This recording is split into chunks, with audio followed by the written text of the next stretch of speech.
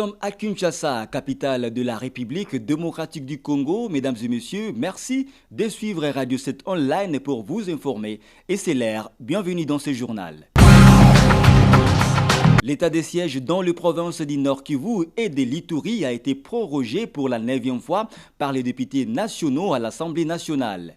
La sécurité de personnes et de leurs biens est une grande préoccupation pour le gouvernement congolais, raison pour laquelle le vice-premier ministre, ministre de l'Intérieur, Daniel Asselo, a présidé une réunion sur l'état des lieux de la réforme de la police nationale congolaise. Voilà ce qui fait la charpente de cette session d'information. Le développement, c'est tout à l'heure.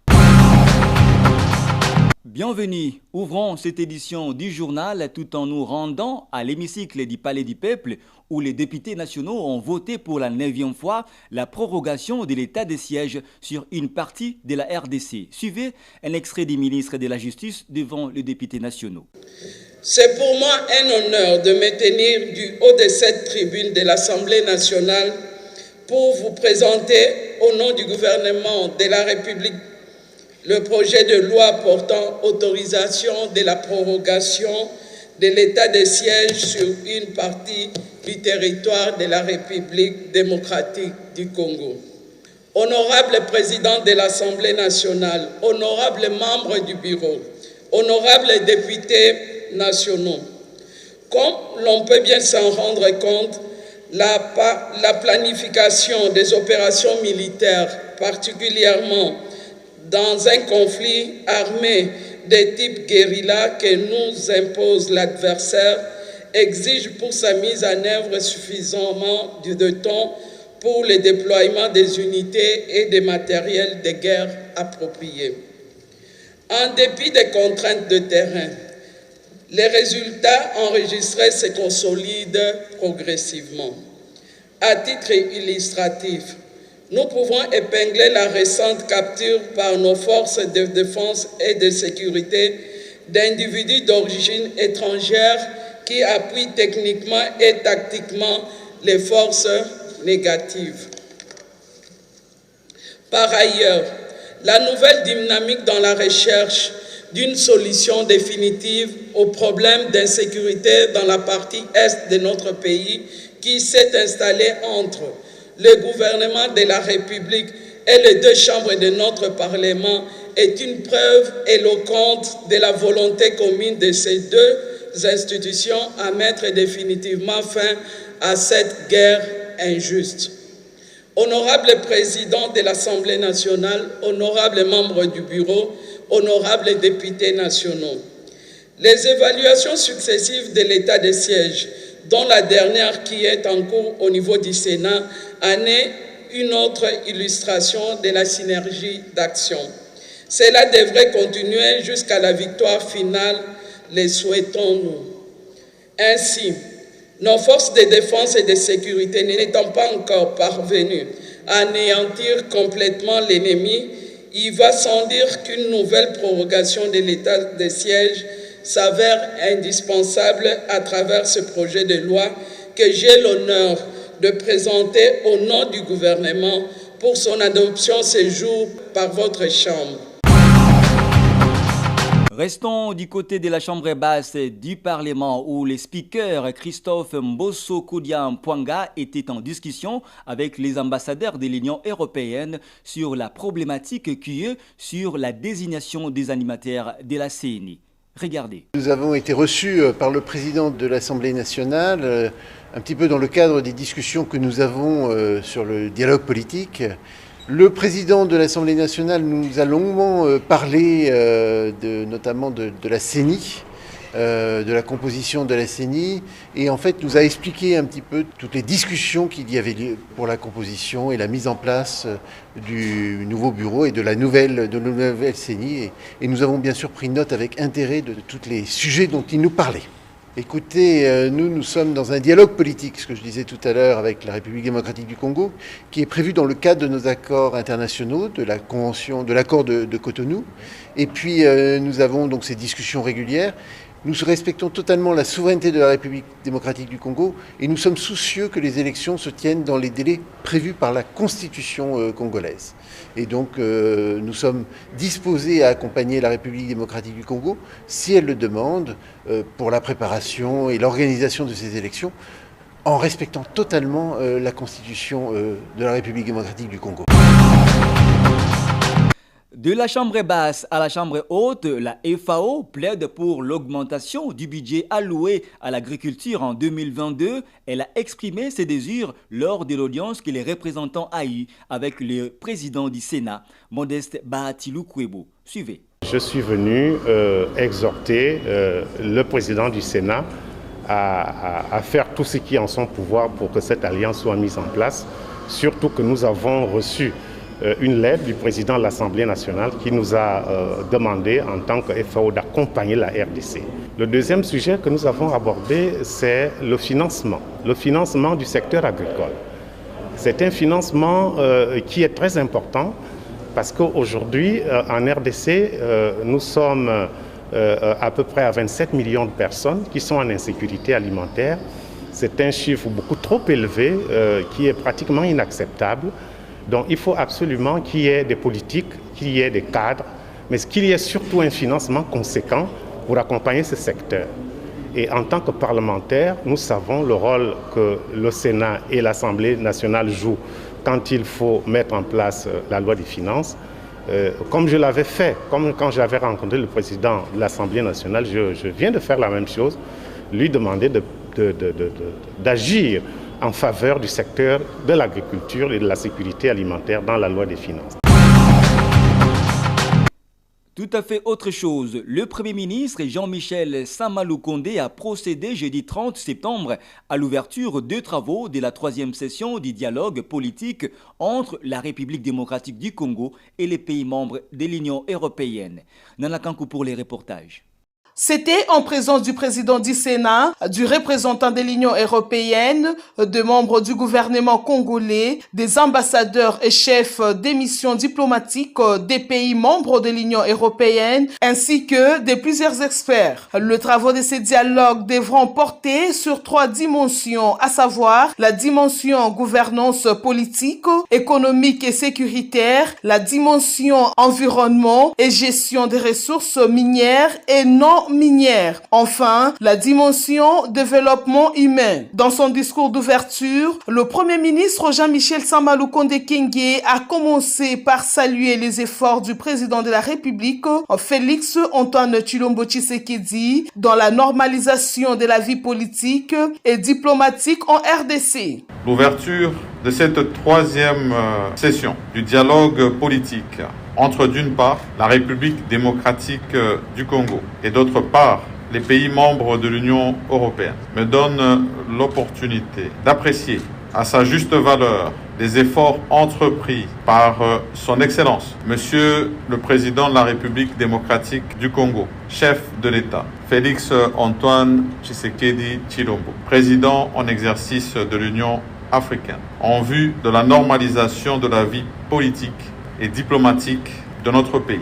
C'est depuis son ascension à la magistrature suprême que la conduite de notre diplomatie a été soumise à une épreuve des contacts avec les pays membres de l'Union européenne, et ce, par des visites d'État qui s'inscrivent tout naturellement dans le droit chemin de faire sortir notre pays de l'isolement politique et diplomatique. Le cas échéant, les relations séculaires avec les partenaires traditionnels des pays membres de l'Union européenne. Pour le Premier ministre, ces relations diplomatiques ont pour vocation de renforcer le partenariat dans les divers secteurs de la vie nationale. Les actions devront participer au renforcement de notre partenariat à travers des projets d'investissement dans les différents secteurs de la vie nationale. Le cadre d'exécution et d'orientation des projets et programmes de coopération reste certes l'institutionnalisation du dialogue politique au sein de l'accord de Cotonou et la formalisation des discussions dans le cadre du présent accord, en vue d'orienter l'apport souhaité dans les secteurs que le gouvernement congolais s'est choisi à travers son programme, défendu et adopté à l'Assemblée nationale. Le dit programme s'appuie sur des piliers fondamentaux. Le Premier ministre a aussi évoqué les questions sécuritaires du pays qui préoccupent au plus haut point son gouvernement. Je l'ai dit tout à l'heure dans le sommaire, le vice-premier ministre, ministre de l'Intérieur, Daniel Asselo Okito, a présidé la réunion sur l'état de lieu de la réforme de la police nationale congolaise ce mercredi 30 septembre. Le ministre Asselo a reçu les contraintes qui rendent difficile la tâche de la réforme de la police. Venir rendre visite au comité de réforme de la police nationale congolaise. Je n'ai pas de bilan à faire. Il fallait que je vienne d'abord prendre ces contacts physiques, savoir comment ils sont en train de fonctionner. C'est d'abord ça, il faut s'intéresser à leur fonctionnement d'abord avant de venir prétendre faire de bilan. Et donc c'est pour moi une fierté que d'entrer en contact physique avec eux. Je viens de découvrir ce que j'ai découvert, c'est quand même intéressant. Je me posais toujours la question de savoir où on en est avec la réforme de la police. Je viens d'apprendre autant de choses. Ce sont des responsables qui sont ici, qui sont en train de travailler chaque jour. Et je pense qu'il y a lieu de pouvoir les encourager de manière à voir la chose évoluer parce que c'est un processus. Voilà. Je vais m'y mettre parce que ce sont des textes qui sont, d'après eux, transmis depuis les uns depuis 2014, vous voyez. Quand ça doit se traîner comme ça ne peut pas les mettre à l'aise. Pourquoi ils ont réfléchi, pourquoi ils ont travaillé pour la République, pour que ça aille dormir ailleurs. Non. Nous allons nous y mettre pour que, dans l'intérêt de la République et des partenaires, la situation soit décantée. Plus de 1300 personnes sinistrées de l'éruption volcanique de Nyiragongo, logées dignement par le gouvernement de la RDC, par l'entremise du ministre des Affaires sociales, Modeste Mutinga. Devant ces sinistrés, les patrons du social congolais, Haïdé Mongiste, devant ces sinistrés. Regardez. Devant une foule en liesse constituée essentiellement de sinistrés de l'éruption volcanique de Nyiragongo, le ministre des Affaires sociales, Action humanitaire et solidarité nationale, Modeste Mutinga, a remercié le sinistré pour la bravoure et l'amour de la patrie qu'ils ont fait montre. Il était tout heureux de superviser cette grande manifestation de transfèrement de sinistrés de l'éruption volcanique de Nyiragongo qui occupait les écoles primaires et secondaires dans le territoire de Nyiragongo vers un autre site construit professionnellement par le génie militaire. Vous-même, qu'après les abris provisoires, l'État vient de mettre en place des abris provisoires améliorés dans lesquels nous allons héberger tous les sinistrés qui habitaient l'école de l'autre côté. Ils ne vont pas faire une année ici. L'État est en train de prendre toutes les dispositions pour la construction des maisons. Parce que là, nous les appelons les abris. Ce ne sont que des abris contre les intempéries. Dans les jours qui viennent, nous avons déjà obtenu le terrain après avoir négocié avec le chef coutumier, le ministre des Affaires foncières, le ministre de l'Habitat, vont signer ensemble un arrêté interministériel pour attribuer ces terrains aux sinistrés. Et alors les travaux vont commencer. Tous les moyens sont déjà mis en œuvre. Tout ce que nous avons reçu des donateurs, des hommes de bonne volonté, ceux qui ont donné l'argent, ceux qui ont donné des vivres et des non-vivres, tout cela est bien géré par le gouvernement et sera redistribué au fur et à mesure aux sinistrés. Et au finish, il faudrait que nous puissions relever le niveau social de ces sinistrés. Paris gagné pour le chef du gouvernement Samalou Kondé et son envoyé spécial Modeste Mutinga Mutushai, car le sinistré ont enfin un abri où ils peuvent provisoirement et de façon décente protéger leur famille. Rendons-nous cette fois-ci en province, précisément en Équateur, où il y a une crise institutionnelle. Le vice-premier ministre, ministre de l'Intérieur, Daniel Asselo, a conféré avec les sénateurs de cette province ce mercredi 29 septembre à travers les sénateurs Etumba, dit qu'ils se sont engagés pour trouver des solutions qui vont dans le sens d'avoir une bonne cohabitation dans cette province. Reportage. Oui, nous sommes venus, mes collègues et moi, sénateurs, auprès du vice-premier ministre de l'Intérieur pour s'enquérir de la situation. la situation qui prévaut à l'instant à l'Équateur. Et donc c'est une situation de crise au niveau institutionnel, mais il nous a promis qu'il allait prendre toutes les dispositions pour trouver les solutions idoines quant à la rémission totale de cette dernière. Non, c'est sa position, je dirais pas des revendications. Nous sommes plutôt venus auprès de lui pour obtenir des informations précise. Sa position, comme je venais vous le dire, on a trouvé d'abord un homme au fait des dossiers, un homme qui était au courant de la situation qui prévalait. Et donc, comme je venais de vous le dire, il a promis très tôt de trouver des mesures appropriées pour sécuriser et faire en sorte que les populations de l'Équateur puissent vivre dans des conditions de sérénité stables. Et notre mot de la fin, c'est que d'abord, nous saluons toute la province de l'Équateur.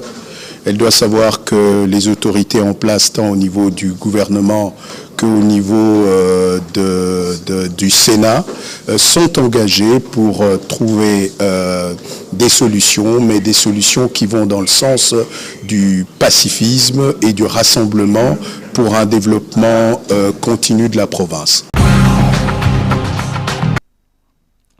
Après la pluie, c'est les beaux temps, dit-on si souvent, mais à Kinshasa, capitale de la RDC, les temps est chaud. Voilà la ville, ce qu'elle présente après la pluie qui s'est abattue ce jeudi. C'est sur ces images que prend fin cette édition du journal, mesdames et messieurs. Clin d'œil particulier à tous nos téléspectateurs de Bruxelles en Belgique. Excellent week-end chez vous. Surtout restez fidèles au programme des radios 7 online, car l'info est en continu. Prenez bien soin de vous et à très vite. Au revoir.